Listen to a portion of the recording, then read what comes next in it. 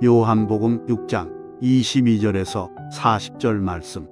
이튿날 바다 건너편에 서 있던 무리가 배 한 척 외에 다른 배가 거기 없는 것과 또 어제 예수께서 제자들과 함께 그 배에 오르지 아니하시고 제자들만 가는 것을 보았더니, 그러나 디베랴에서 배들이 주께서 축사하신 후 여럿이 떡 먹던 그곳에 가까이 왔더라.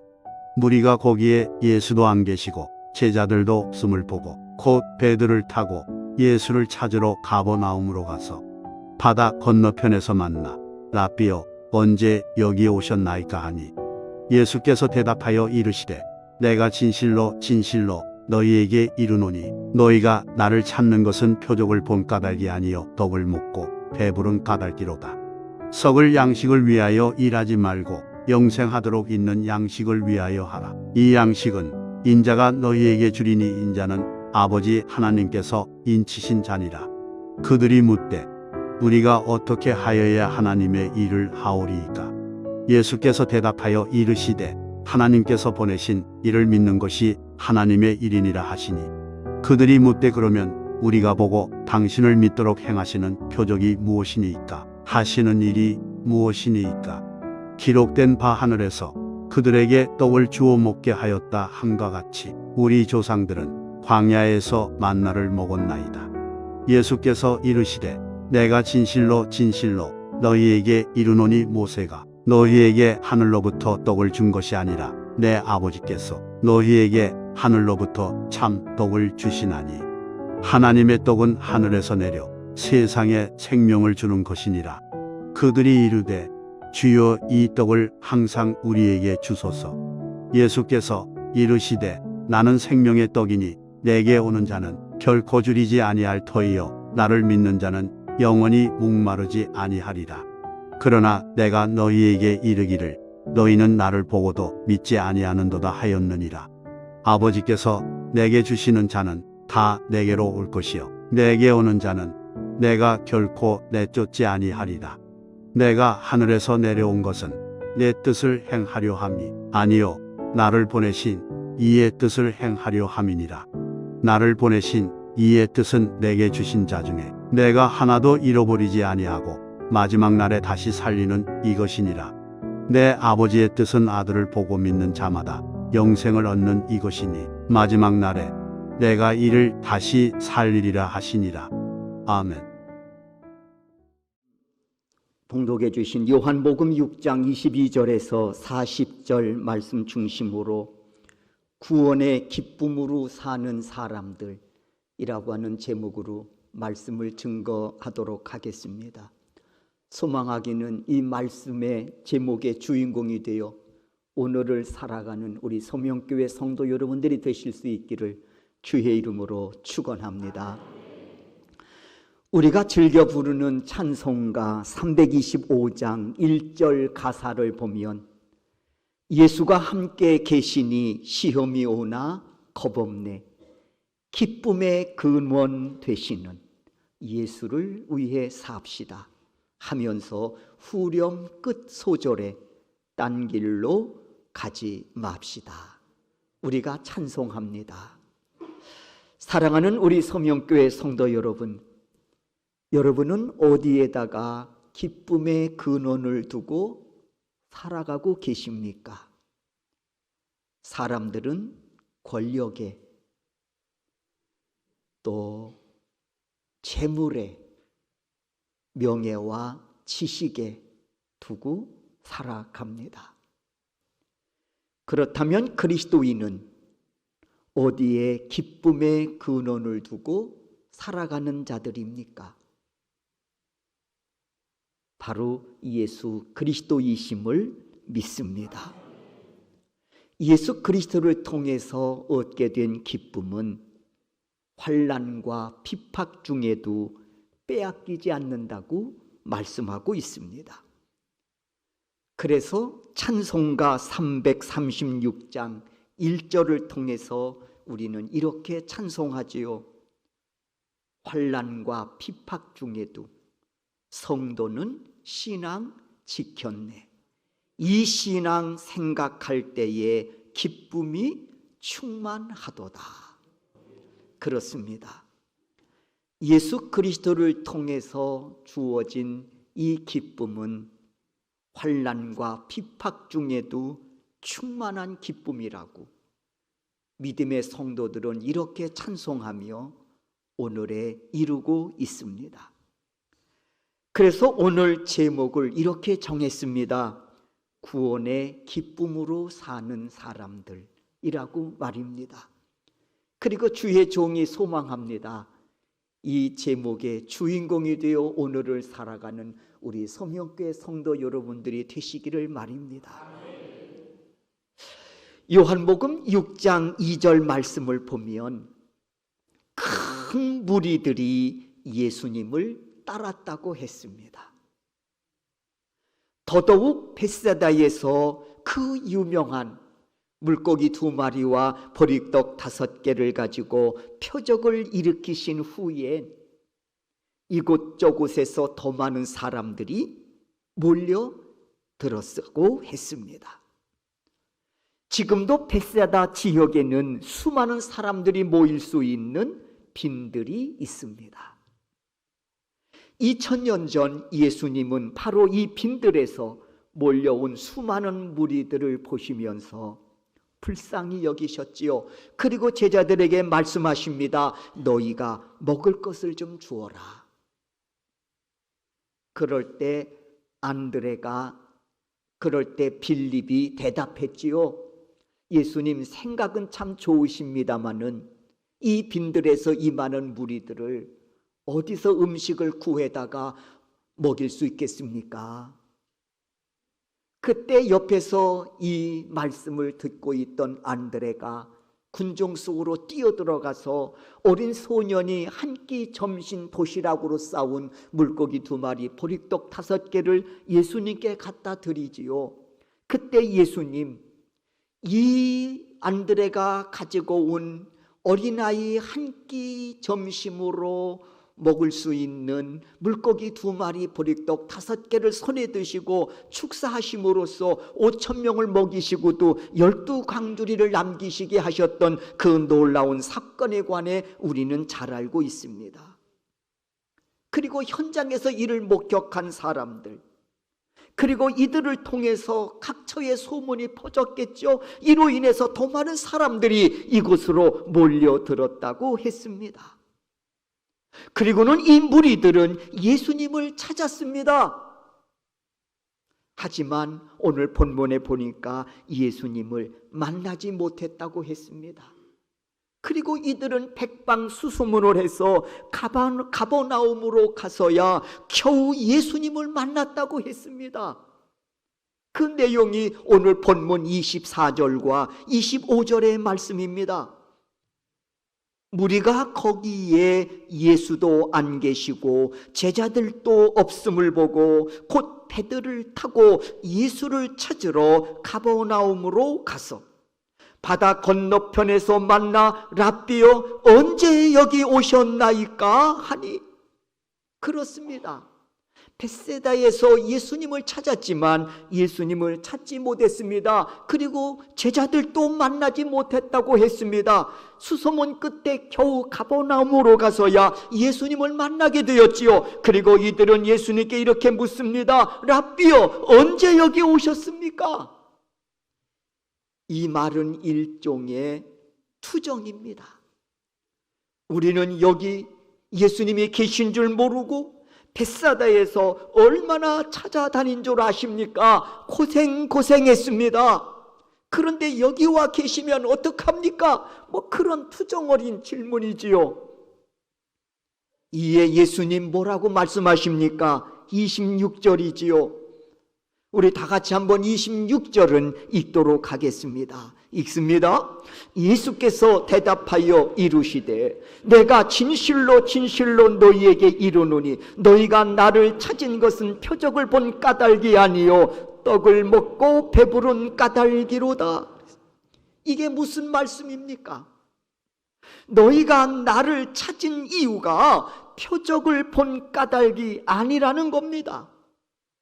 그러나 대부분 예수님을 찾아온 이 무리들은 이틀 전에 벳세다 빈들에서 오병이어의 표적을 통해서 5,000명을 배불리 먹이신 그 표적을 다 보았던 사람들입니다. 그리고 그 현장에서 자신들도 배불리 먹었던 사람들입니다. 표적도 보고 배불리 먹기도 했고, 그런데 예수님께서 이들에게 정작 말씀하십니다. 표적을 보지 못했다고 말입니다. 무슨 뜻일까요? 이유는 이렇습니다. 표적이라고 하는 뜻은 사인이라는 뜻입니다. 우리가 야구 경기를 볼 때 코치는, 감독은 운동장에 있는 선수들에게 사인을 보내지요. 특별히 투수나 포수에게 사인을 보냅니다. 뿐만 아니라 포수 역시 투수에게 그때그때마다 사인을 보내지 않습니까? 그 사인에서 투수는 포수의 뜻을 읽어야 되고, 또 경기장 밖에서 감독이 사인을 보낼 때 그 경기장 안에 있는 선수들은 그 사인을 보고 감독의 의중을 읽어야 되겠지요. 그리고 그 경기에 적용해야 될 겁니다. 이게 사인이 갖는 의미 아니겠습니까? 마찬가지입니다. 예수님 표적을 행하시면서 주시는 사인이 있었습니다. 그런데 그 오병이어의 현장에서 한 끼 배불리 먹는 이들은 예수님이 보낸 그 사인을 읽지 못하고 표면적으로 드러난 현상만을 보고, 야, 놀랍다, 배부르다, 이러면서 진정 예수님이 표적을 통해서 보내신 그 사인을 읽지 못하고 있다고 하는 사실입니다. 그래서 예수님 말씀한 거예요. 너희들이 표적을 보지 못했다고 말입니다. 이 표적을 통해서 보낸 사인을 너희들이 읽지를 못하고 있다는 말씀이지요. 그리고 이들은 단지, 야, 예수님 쫓았더니 예수님께서 오병이어의 기적을 통해서 우리가 한 끼 양식 배불리 먹을 수 있는 이런 은혜를 베푸시는구나. 야, 예수님 찾아가서 또 한번 우리 배불리 좀 먹게 해달라고, 좀 표적을 행하라고 우리가 좀 부탁해야 되겠다, 이리 찾아온 겁니다. 그 표적을 통해서 보낸 사인을 읽지 못하고 말입니다. 그러니까 표적의 의미를 깨닫지 못하니 보았어도 보지 못한 것이나 다를 바가 없다는 말씀이지요. 그래서 예수님은 이번에는 단도직입적으로 말씀합니다. 너희가 나를 찾은 것은 표적을 본 까닭이 아니다라고 말씀입니다. 그러면서 예수님 말씀하십니다. 표적을 통해서 너희에게 보낸 사인은 이것이다 하고 말씀합니다. 바로 그 내용이 27절입니다. 다 같이 한번 우리가 27절 말씀을 읽도록 하겠습니다. 읽습니다. 썩을 양식을 위하여 일하지 말고 영생하도록 있는 양식을 위하여 하라. 이 양식은 인자가 너희에게 주리니 인자는 아버지 하나님께서 인치신 자니라. 여러분, 위의 말씀은 이런 뜻입니다. 썩을 양식과 영생을 얻는 양식이 있다. 그런데 나는 너희에게 영생하는 양식을 줄 수 있다. 이것은 하나님이 보증하신 것이다. 여러분, 얼마나 놀라운 말씀입니까? 이 무리들은 단지 한 번 더 한 끼 양식을 예수님께 얻어 배부르게 먹고 싶은 마음으로 찾아왔는데 예수님 말씀하시는 거예요. 나는 영생하는 양식이 있다 하고 말씀이에요. 그러면서 예수님은 그 무리들에게 말씀하십니다. 그 양식 내가 줄 수 있다. 영생할 수 있는 그 양식 내가 줄 수 있다 하시니 얼마나 놀라운 말씀입니까? 그러자 무리들이 말하는 겁니다. 아, 그렇습니까? 예수님, 당신은 우리에게 영생할 수 있는 양식을 주실 수 있다고요? 그러면 우리가 그 양식 얻기 위해서, 그 영생할 수 있는 양식을 얻기 위해서 우리가 무슨 일을 해야 합니까? 그러자 예수님 말씀하시지요. 영생의 양식은 무슨 일을 해서 얻는 것이 아니다. 그러면서 그 영생의 양식을 얻을 수 있는 그 비밀을 29절을 통해서 말씀해 주십니다. 영생의 양식은 이렇게 얻을 수 있는 거야. 29절입니다. 하나님께서 보내신 이를 믿는 것이다. 다시 말해서 나를 믿는 것이 영생을 얻는 양식을 바로 얻는 것이다. 그러자 무리들이 요청하지요. 아, 그렇습니까? 당신을 믿는 것이 영생을 얻는 양식을 우리가 얻는 길입니까?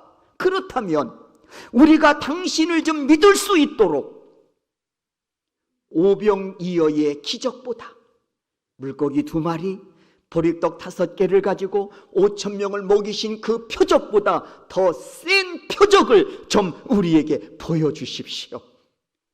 그래서 우리가 당신을 믿을 수 있도록. 그러면서 이들이 계속 말합니다. 31절이지요. 우리 조상들도 광야에서 만나를 먹었지 않습니까? 하늘에서 내리는 그 만나를 우리 조상들도 먹지 않았습니까?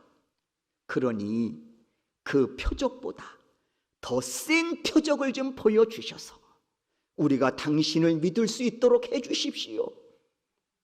그러자 예수께서 말씀합니다.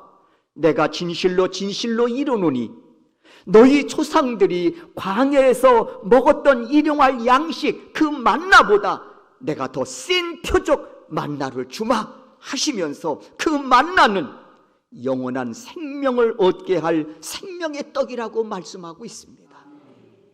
너희 조상들이 먹었던 그 광야에서 먹었던 만나, 그 일용할 양식, 그 만나보다 더 센 만나를 내가 주겠다는 거예요. 그 만나는 영생을 얻을 수 있는 만나라고 하는 것이죠. 그러니까 듣고 있던 무리들 일제히 이렇게 말합니다. 주여, 그렇습니까? 그렇다면 영원한 생명을 얻을 수 있다는 그 떡을 항상 우리에게 주옵소서. 34절이지요. 그러자 예수님 35절을 통해서 말씀합니다. 예수께서 이르시되 나는 생명의 떡이니 내게 오는 자는 결코 줄이지 아니할 터이요 나를 믿는 자는 영원히 목마르지 아니하리라 하고 말씀합니다. 그렇습니다. 그 영원한 생명을 얻을 수 있는 만나, 그 생명의 떡을 좀 우리에게 주십시오. 그 떡 어디 있습니까? 라고 말하자 예수께서 말씀하시는 거예요. 내가 생명의 떡이다. 내게 오는 자는 결코 줄이지 아니할 것이고 나를 믿는 자는 영원히 목마르지 아니하리라고 말씀하고 있습니다. 그렇습니다, 여러분. 생명의 떡이신 예수 그리스도께로 달려간 인생들은 누구든지 구원의 기쁨과 함께 인생의 주림 없이, 인생의 목마름 없이 살았습니다. 믿음의 선진들이 증인입니다. 이유는 분명합니다. 예수 그리스도께서 친히 생명의 떡이 되셔서 영원한 생명을 주시고 푸른 초장과 맑은 시내 물가로 인도하셨기 때문이었습니다. 그렇게 산 사람이 있습니다. 바로 다윗이지요. 다윗은 인생의 파란만장한 삶을 살면서도 시편 23편을 통해서 이렇게 고백합니다. 여호와는 나의 목자시니 내게 부족함이 없으리로다. 그가 나를 푸른 초장에 누이시며 쉴만한 물가로 인도하시는도다. 다윗은 어떻게 인생의 고난 속에서도 이와 같은 고백을 드릴 수 있었을까요? 이유는 분명합니다. 영원한 생명의 떡이신 하나님이 그 심령에 세상에 감당치 못할 구원의 기쁨과 더불어 고난 속에서도 줄이지 않도록 푸른 초장이 되어주시고 인생의 목마름으로 갈급하지 않도록 맑은 시냇물이 되어주셨기 때문이었습니다. 이는 바울과 실라도 예외는 아닙니다. 바울과 실라 누구보다도 구원의 기쁨 속에 살아가는 사람들이었습니다. 영원한 생명의 떡이 되신 예수 그리스도를 구원자로 영접하고 구원의 기쁨 속에 살아가는 자들이었습니다. 바울과 실라 어느 날 길을 가다가 귀신 들린 여인을 만났습니다. 불쌍히 여겨 그 여인을 고쳐주었지요. 그런데 이것이 죄목이 됐습니다.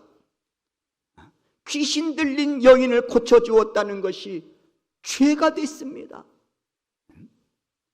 그리고는 성경 말씀에 보니까 얼마나 관원들이 나와서 두들겨 팼던지 많이 맞았다고 했습니다. 칭찬받아야 될 일 아닙니까? 귀신 들린 여인을 하나님의 능력으로 고쳐주었다면 칭찬받아야 될 일인데 그게 죄가 됐습니다. 그리고 실컷 두들겨 맞았습니다. 그리고는 발에 쇠고랑이 채여진 채 옥에 갇혔습니다. 저 같으면 어떻게 됐을까? 여러분 같으면 그때 심정이 어떻겠습니까? 그런데 한밤중에 이 바울과 실라가 아픈 몸을 일으켜 무릎을 꿇고 그 밤에 하나님께 찬송과 기도를 올려드렸다고 했습니다. 도대체 이 힘이 어디서 나온 것일까요? 이 힘이, 이 삶의 동력이 어디에서 왔을까요? 똑같은 우리와 성정을 같이 한 사람인데 말이에요. 여러분, 구원의 기쁨입니다. 구원의 기쁨이. 뿐만 아니라 사도행전에 보면은 스데반 집사가 돌에 맞아 순교하는 장면이 나옵니다. 그런데 돌에 맞아 죽어가면서도 그의 얼굴을 살펴보니 천사와 같이 빛을 발했다고 했습니다. 우리와 똑같은 성정을 지닌 사람인데 말입니다. 복음을 전하다가 그것이 죄목이 돼서 돌에 맞아 순교합니다. 그런데 그때 그의 얼굴은 천사처럼 빛을 냈다고 했습니다. 도대체 이 삶의 동력이, 이 힘이 어디에서 비롯되었습니까? 여러분, 구원의 기쁨입니다. 그래서 구원의 기쁨은 세상에 감당치 못할 기쁨이라고 하는 것입니다. 그들은 구원의 기쁨으로 넉넉히 자신들이 감당해야 될 이런 고난과 비박을 감당해냈다는 것이지. 주의 종이 소망합니다. 이 은혜가 여러분에게도 함께 하실 수 있기를 주의 이름으로 축원합니다. 그래서 영원한 생명의 떡이 되시는 예수 그리스도가 여러분의 심령에 내주하셔서 여러분이 어떤 상황 속에 놓이든 구원의 기쁨과 더불어 줄이지 않도록 주님이 푸른 초장이 되어주시고 때로는 맑은 시내 물가에 시원한 물이 되셔주셔서 가람이 없는 복된 인생으로 오늘도 여러분의 삶을 주장하시는 그 은혜가 오늘도 함께 하실 수 있기를 주의 이름으로 축원합니다. 그래서 여러분의 입술을 통해서도요, 여호와는 나의 목자시니 내게 부족함이 없으리로다. 그가 나를 푸른 초장에 누이시며 쉴만한 물가로 인도하시는도다. 이 멋진 고백이 여러분의 입술을 통해서도 선포되어질 수 있기를 주의 이름으로 축원합니다.